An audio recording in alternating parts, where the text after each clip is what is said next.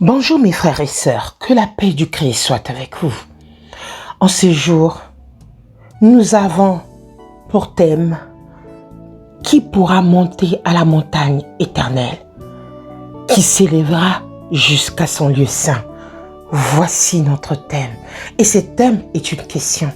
Et nous allons le méditer en lisant le psaume 24, le psaume de David. Je vous invite à la lecture. À l'Éternel la terre et ce qu'elle renferme, le monde et ce qu'il habite, car il a fondé sur les mers et affermi sur les fleuves. Qui pourra monter à la montagne de l'Éternel, qui se lèvera jusqu'à son lieu saint, celui qui a les mains innocentes et le cœur pur. Celui qui ne livre pas son âme au mensonge et qui ne jure pas pour tromper, il obtiendra la bénédiction de l'Éternel, la miséricorde du Dieu de son salut. Voilà le partage de génération qu'il invoque. De ceux qui cherchent ta face, Dieu de Jacob. Porte, élevez-vous linteaux, élevez-vous, porte éternelle, que le roi de gloire fasse son entrée. Qui est ce roi de gloire? L'Éternel fort et puissant, l'Éternel puissant dans les combats. Porte, élevez vos linteaux, élevez les portes. Porte éternelle, que le roi de gloire fasse son entrée. Qui donc est ce roi de gloire? L'Éternel des armées. Voilà le roi de gloire. Amen. Mes frères et sœurs, qui pourra monter à la montagne de l'Éternel? Posons-nous la question, pourquoi la montagne? Pourquoi la montagne? Et le psaume de David vient nous poser encore cette question, qui s'élèvera jusqu'à son lieu saint? Si nous voyons la montagne, nous prenons l'exemple de Moïse. C'est à la montagne qu'il a rencontré le Seigneur. Et c'est un lieu saint. Ce lieu où il partait pour pouvoir être en contact avec Dieu éternel. La montagne symbolise un lieu saint.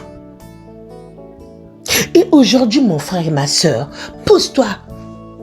Es-tu déjà arrivé à la montagne? Es-tu déjà monté à la montagne de l'Éternel? Le Seigneur dit, c'est celui qui a les mains innocentes et le cœur pur. Alléluia. Mon frère et ma sœur, as-tu des mains innocentes? As-tu un cœur pur? Qu'est-ce que vous entendez dans le mot innocent? Qu'est-ce que nous entendons sur ce mot?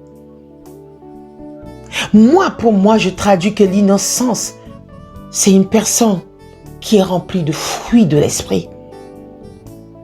Quand tu as ce fruit de l'esprit, tu es innocent parce que tu fuis le péché.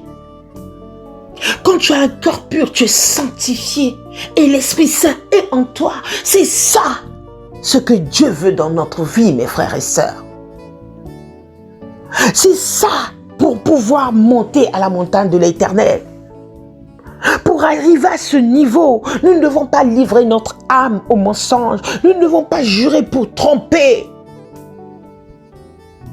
Le Seigneur nous promet que la personne qui a cette main innocente et le cœur pur, comme il dit le verset 5 du chapitre 24, du psaume 24, il obtiendra la bénédiction de l'Éternel, la miséricorde du Dieu de son salut.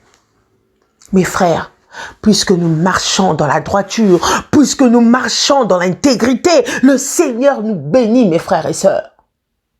Le Seigneur nous bénit. Voilà le partage de la génération qu'il invoque, de ceux qui cherchent la face de l'Éternel, comme dit le verset 6 du psaume 24, mes frères et sœurs. Nous devons monter à la maison de l'Éternel, à la montagne de l'Éternel, ce lieu saint.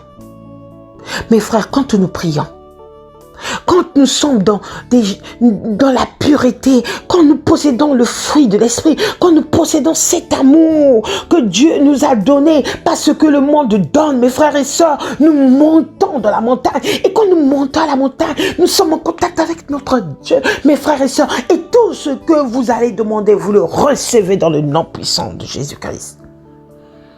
C'est pour cela, le verset 7 dit, porte et élevez vos linteaux, élevez-vous, porte éternelle, que le roi de gloire fasse son entrée. Mon frère, ma soeur, porte et élevez vos linteaux, ça veut dire ouvre ton cœur pour recevoir le Seigneur, pour recevoir cette porte éternelle, que le roi de gloire fasse son entrée dans votre vie.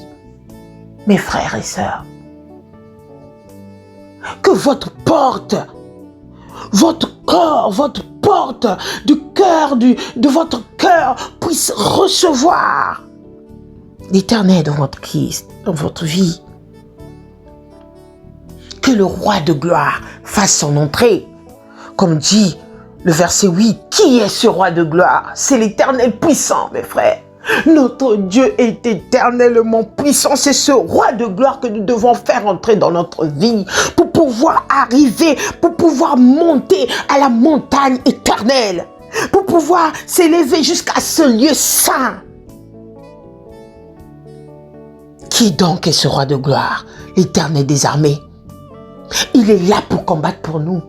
Il est fidèle. Il est 24 sur 24 avec nous, mon frère et ma sœur. Il faut combattre le combat de la foi pour monter à la montagne de l'Éternel. Pour monter à la montagne de l'Éternel, il faut combattre ce bon combat de la foi. L'épître aux Éphésiens nous dit, Éphésiens 4, verset 8 à 10 nous dit, c'est pourquoi il est dit, étant monté en haut, il a mené des captifs et il a fait des dents aux hommes. Or, que signifie il est monté, sinon qu'il est aussi descendu dans la région inférieure de la terre? Celui qui est descendu, c'est le même qui est monté au-dessus de tous les cieux afin de remplir toutes choses. Amen. Mes frères et sœurs, celui qui est monté au-dessus de tous les cieux, c'est notre Dieu Tout-Puissant qui a fait remplir toutes ces choses. Mes frères et sœurs, notre Dieu est Tout-Puissant. Il a combattu pour nous. Il a emmené des captifs.